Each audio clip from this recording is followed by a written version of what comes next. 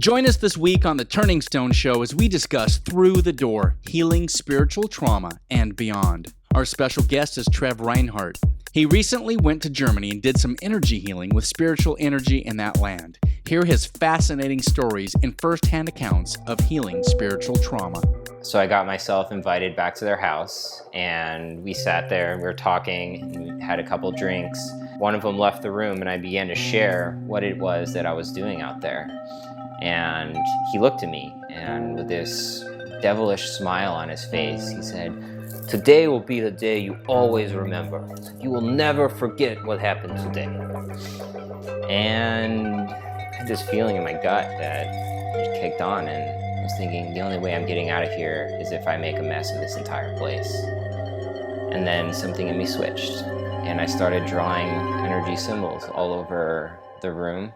And then something really strange happened. He was having a struggle in his own body, and he started twitching, and then he stopped, and he looked up at me, and in perfect English, which was beyond his capacity, he said, "You need to go home. It's time to go home." At the end of the day, we are all energy. We're all energy occupying a physical body, and that is what you see at the physical level. But on another level, you would see everyone as just a glowing ball of energy. When you first got the individuality of your soul, you start expanding your consciousness, your awareness, your experience. So you would encompass a certain spectrum of light and energy.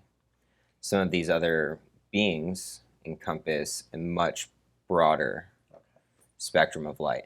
And after meditating later that night around, some really strange events, one of the beings that I asked to watch over me as I traveled borrowed that individual's body so that I could peacefully be brought out of a very bad situation. So if one spirit could get me out of a really bad situation, could hundreds of thousands do.